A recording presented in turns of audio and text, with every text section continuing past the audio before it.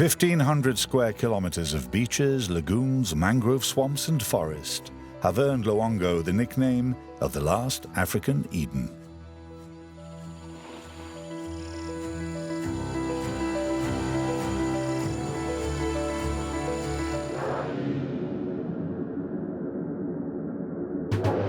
Forest elephants, wiped out everywhere else for their ivory, have found true sanctuary in these marshes. Their trunks, which they use like snorkels, allow them to reach the deepest channels.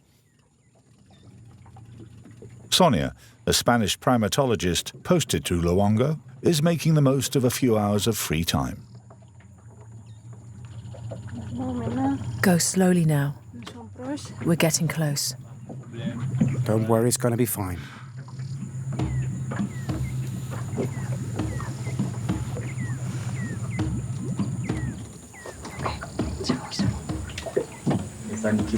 Don't panic.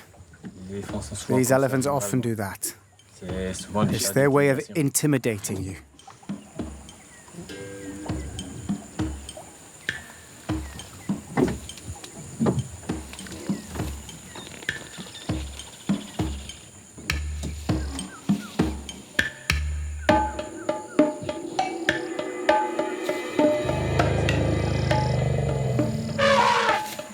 Okay, Carl, that will do. Let's leave him alone. That was crazy. A bit too close for my liking. But it's incredible to see one from so close up. No one would believe me back at the camp. I came to Loango National Park about 3 months ago, and the animal that scares me the most when I'm working in the forest is the elephant. My team and I are always careful not to come face to face with an elephant. They can be aggressive, and usually as soon as they see us, they charge.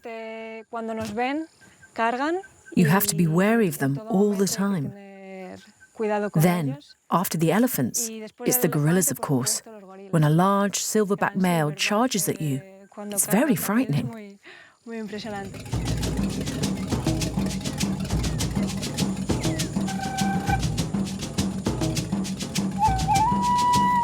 Sonia lives and works in the heart of Loango in the Gorilla Research Station.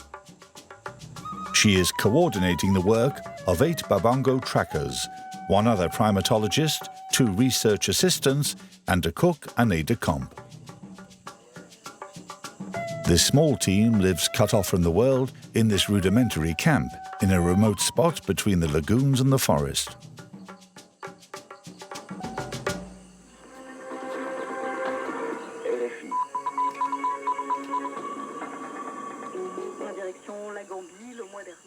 Life at the camp is very simple.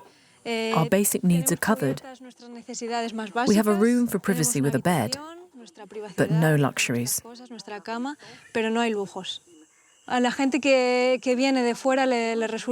The people who visit us are always a bit shocked by our life here, by the fact that we shower using a jug of lagoon water. But the truth is that we Westerners have completely lost touch with nature, and I find that very sad. By living here, I feel as if I'm reconnecting with nature a bit.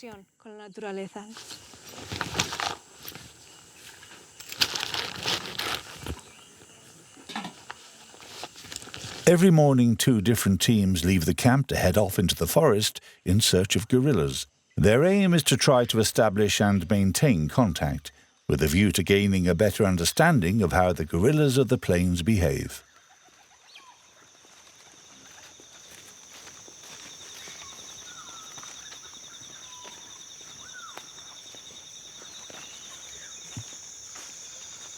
The search starts where the team left the gorillas the day before. Are those teeth marks? Yes. From gorillas? Yes. So you left them here yesterday? No, we left them over there. So perhaps they've come back, looking for food. Yes, in search of food. We have just arrived at the gorillas' feeding ground. This isn't exactly where we left the group yesterday. We left them a bit further away in that direction. But apparently they woke up and came here to eat these tomella fruit.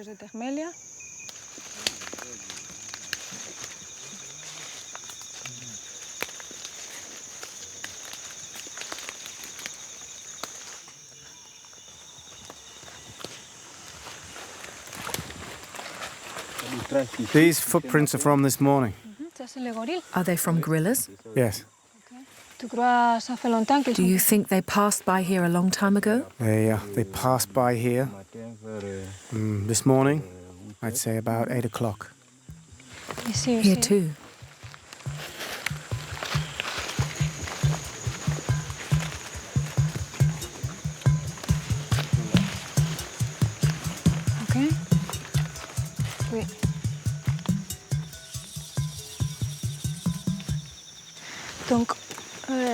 Right. So let's put our masks on, okay?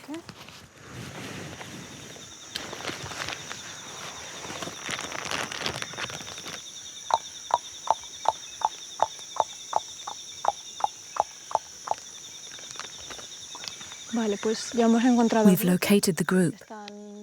They are about 10 meters away in that direction, in the trees. When we approach them, we make this sound, which they now associate with our presence. They know this sound now, and when they hear it, they know that it's us, and that calms them down. And now we put masks on to prevent the transmission of disease, because gorillas are sensitive to respiratory diseases.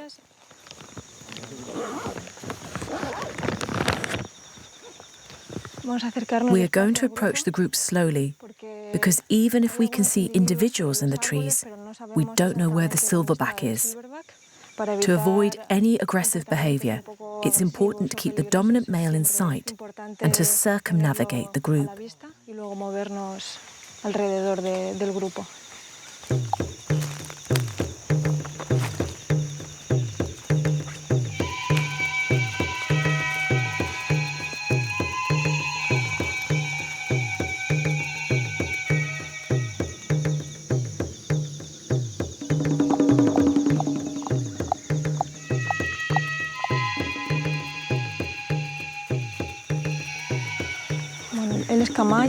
That's Kamaya, the dominant male in the group.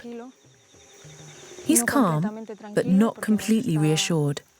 He's keeping an eye on us. The rest of the group are eating in the trees.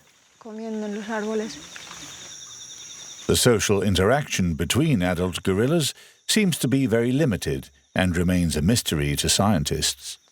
We know that the silverback dominates the group, but scientists have had a hard time trying to decipher the subordinate relationships that exist between other members of the family.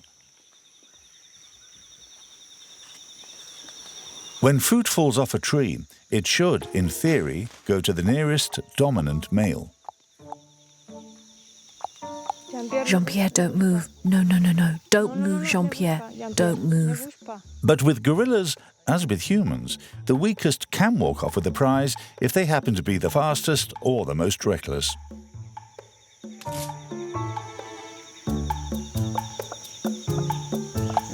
Waka is sitting waiting for something. Do you know why?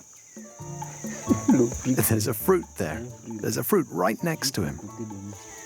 Since Kamaya is there, he's hesitating. He's pretending to be looking for something. Yeah, he's pretending to be looking for something on the ground. He's scratching the leaves. Yes, because Kamaya is still watching him. Kamaya's watching him, but only Ebwande has seen it. Kamaya doesn't really know what's going on. He should pay more attention.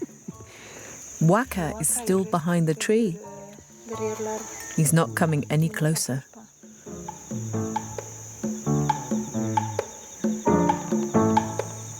Ebwande is dominant over Waka. Yes.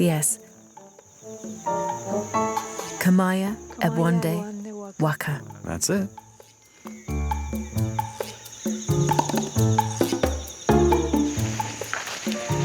He's building a nest.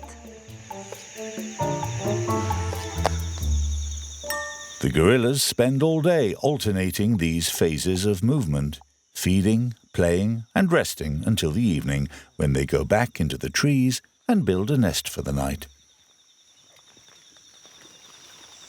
The scientists have recorded every significant detail, collecting data on the behavior and biology of these animals. We have collected a ton of data today. Action, Okay. indirect charge, Yeah? aimed at waka. Right. It's a painstaking job, but it's essential if we are to better understand and protect these gorillas. People often ask me, why are you so obsessed with these gorillas? I don't have a logical answer, but I'm lucky enough to be fulfilling my dream. Ever since I started studying biology, everything I've done in my life, every job and every experience I've had, I have done with the goal of getting to this point. I waited 30 years for this moment, so finally being with the gorillas is very emotional for me. From the outset, it has been a very positive, very enriching experience. I've made the most of it every day since I arrived here. By leaving Europe to settle in the heart of the forest, Sonia has renewed the bond which should exist between all of us and our environment.